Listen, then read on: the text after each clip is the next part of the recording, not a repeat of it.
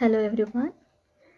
Today we are back with a new chapter, a new supplementary reader, Footprints Without Feet. The chapter's name, Bholi, written by K.A. Abbas. Introduction to the writer.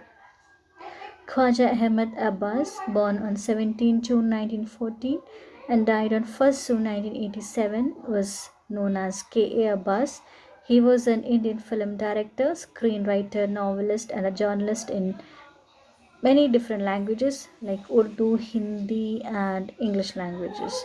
He had won 4 national film awards in India, and he is an internationally acclaimed director who has won the Palme d'Or, the grand prize at the Cannes Film Festival, out of 3 Palme d'Or nominations, and the Crystal Globe and the Karlovy Vary International Films Festival. As a director and screenwriter, Khwaja Ahmed Abbas is considered one of the pioneers of Indian parallel or neorealistic cinema, and as a screenwriter, he is also known for writing Raj Kapoor's best films. So, this is Khwaja Ahmed Abbas, and the most typical thing about his writing is it depicts the Indian society in its true form. Theme and message of the story. The story revolves around Bholi, who is the victim of social discrimination as she is not good looking. It also hints at the prejudices that sustain in Indian society related to the beauty concepts, especially of women, importance of education, and how the keen involvement of an inspiring teacher transformed the life and mentality of a young girl. From a dumb cow, Bholi transformed herself into a confident lady with the help of the education she received. Importance of women education is again highlighted in the story. The story highlights the blind stereotypes of the society which really need to be revolutionized. The story in brief. Bholi is the story of a little girl whose name is Sulekha, but everyone called her Bholi, which means simpleton in Hindi. More or less, it has a deeper meaning as well, because Bholi was indirectly said to be a foolish person, or else she could be easily tricked upon by all. Bholi was born to Nambardar Ramlal. He was called as so because he used to collect revenue in the village, and he was a representative of the village to the government. Ramlal had 7 children in total, 3 sons and 4 daughters. Bholi was the youngest, the seventh child of Ramlal. As a baby, when Bholi was just 10 months, she fell from a cot and a part of her brain got damaged. As a result, she was late to speak, and moreover, she stammered while speaking. Still, fate had a hard hit on her, and at the age of 2, again she was attacked by smallpox. Her whole body was disfigured by deep black pokemarks, and only her eyes were left. Although she was born to a family of prosperous farmer, Ramlal, Bholi was undernourished, weak and fragile compared to all the other kids in her family. She was always a mocking doll for all, and a great disparity in her education was also shown because she was considered to be a waste in the society of no worthless child in the family, because neither she was good looking, neither she was intelligent. There was a great inequality in the family because we can understand the way the education was pursued by children in the family. All the boys, being male in their gender, they were sent to the city for pursuing their education both at the school level and higher level, whereas the daughters were restricted to marriage and the household responsibilities. The eldest daughter Radha was already married. Mangala the second was engaged to get married, and the third Champa was good looking, healthy, so there was no risk to find a good bridegroom for her. But all the worries were about Bholi, as she was neither charming nor intelligent. When Bholi was 7 years old, schools for girls was opened and Tehsildar was invited to inaugurate the school.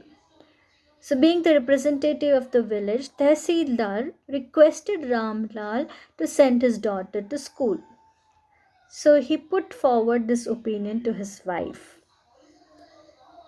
And especially during those days, going to school for girls was restricted. So, the mother had the opinion that if she goes to school, who will get married? Who will be marrying Bholi? But still, on the second thought, she said that let her go because she is of no good to the family. At least she can spend time in the school and we can just get rid of that time of not seeing her. You can see the family is discussing about the matter of Bholi. Bholi goes to school. Bholi felt that they are doing some wrong to her. Bholi was forcefully led to school by her father. She felt at that time as if she was dragged to school like her cow Lakshmi few days before, which was sold to someone for money.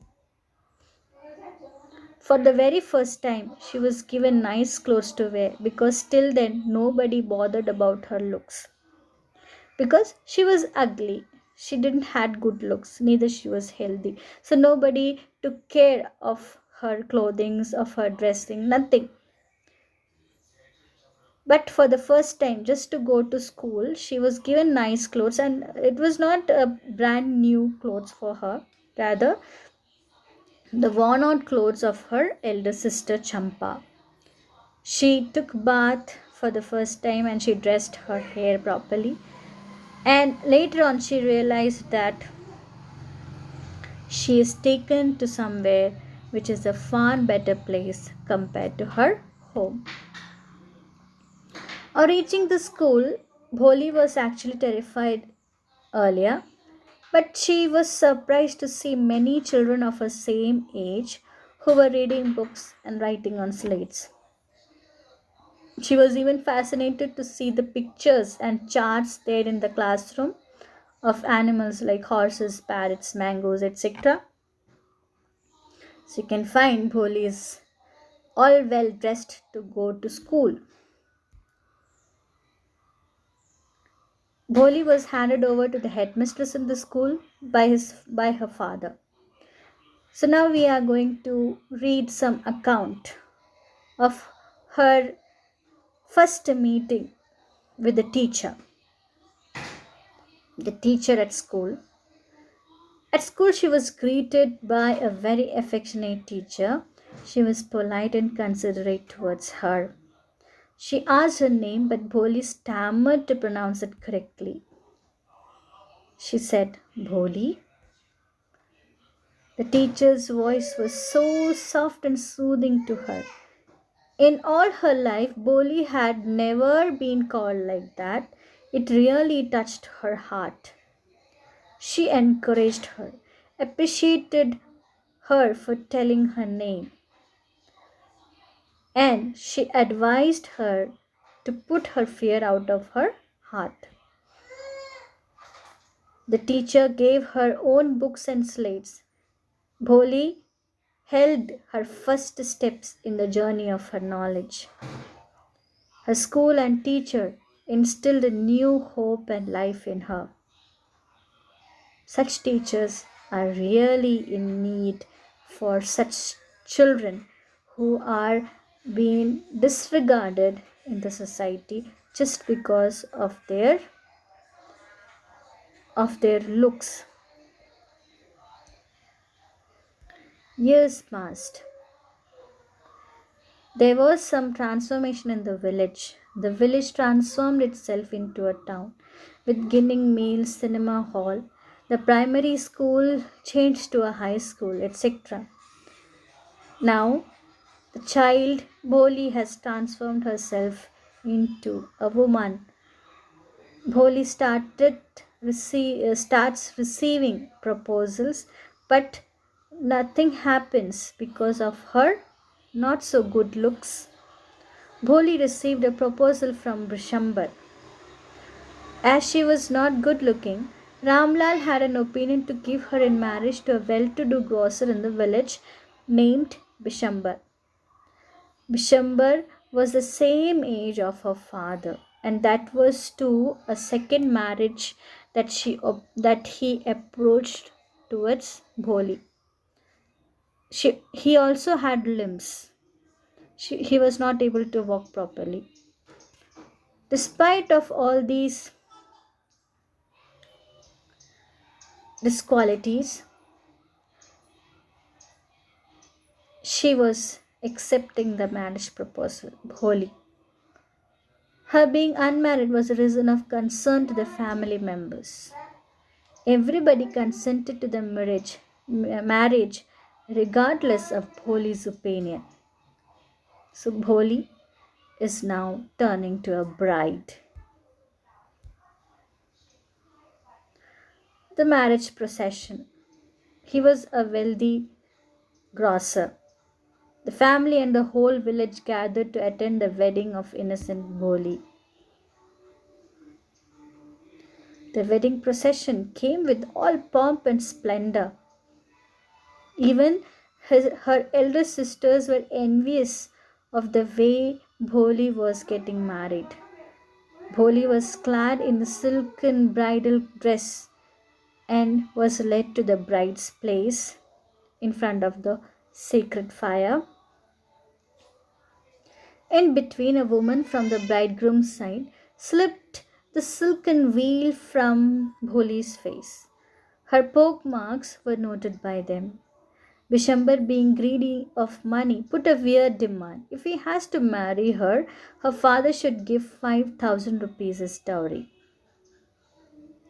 It was a matter of prestige for Bholi's father, and he said that out of this prestige, the Hindi word for prestige is izzat. He just gave that 5,000 rupees to Bishambar because what mattered more was that the marriage of his daughter Bholi. Again, the show started, and her veil was slipped off her face once again. Even after getting the money, again Bishambar asked someone to slip off her face of the veil, but this time she was not silent. She opened her mouth. The marriage procession you can see here. The bridegroom is there with all sorts of pomp and splendor. The second time, when the veil was unleashed from her face, Boli had a confident backlash. She could not tolerate that humiliation again. Boli, who was humiliated to the farthest extent, revolted for the very first time in her life. Her education spoke for her. All his family members were surprised to see her speak so clearly without even the slightest stammer.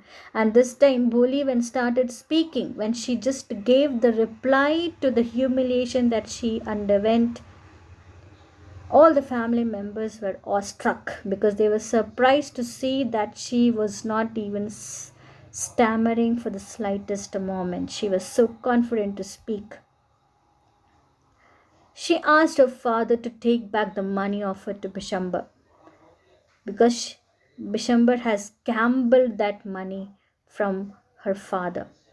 She was even blamed of her rude and straightforward reaction as ugly and shameless. When she reacted, she was blamed for her rude and straightforward reaction. She was accused as being ugly and shameless in front of all the villagers. She said, "For the sake of your Izzat Pitaji, I was ready to marry this lame old man, but I will not have such a mean, greedy, and contemptible coward as my husband. I will not accept him as my husband. He is so greedy." Bholi even turned violently towards a woman who called her harmless dumb cow because she didn't speak. If she started speaking, she was bothered about her stammering. So she never spoke in her life. But for the very first time, she opened out. And one of the women in the villagers, she said that we never thought that this dumb cow is going to speak. And to this, Bholi was very violent in her attitude. "So, do you want that she should speak again?" Bholi asked this lady. You can see how Bholi is reacting to the bridegroom and the members who have arrived there. After Bholi's reaction, Ramlal stood rooted to the ground in shame and grief because he was a prestigious man in the village, and he cannot bear the fact that his daughter's marriage never happened. So he felt really sorry, really sad and shameful. The ceremonious venture turned to a revolt. But Bholi was stern and confident in her stand. She said, "Don't you worry, Pitaji. In your old age, I will serve you and mother, and I will teach in the same school where I learned so much." The teacher of Bholi was witnessing the whole drama standing aside. She felt satisfied at the revolt of Bholi. She felt deep satisfaction that an artist feels when contemplating the completion of a masterpiece. So finally, there comes the role of teacher, the teacher who was responsible for such a confidence in Bholi. The dumb cow, the innocent Bholi, who was not able to even pronounce her name correctly, has spoken out for herself. And that was the education that was provided by the teacher. And the way she reacted really pleased the teacher because she felt as if she has completed a masterpiece. Masterpiece in the sense, the greater personality of Bholi. Here are some words and their meanings. Simpleton, which means foolish or easily tricked. Poke marks, spots or marks on the skin. Contempt, disrespect. Limbs, walk with stiff legs. Pomp and splendor. Grandeur, veil, cloth to protect a woman's face. It is quite often in the northern states where the women used to cover their head with the cloth, especially the dupatta or the sari pall. So this is veil. Okay, so with this we come to the end of the chapter. Please read the chapter and try to find out some more deeper meanings when you read the chapter.